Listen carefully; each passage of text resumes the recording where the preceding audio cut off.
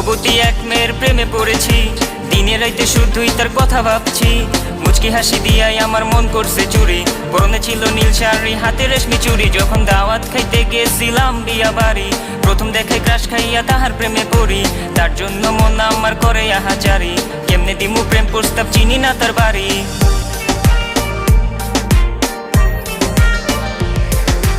মায়াবতী এক মেয়ের প্রেমে পড়েছি, দিনে রাইতে শুধুই তার কথা ভাবছি।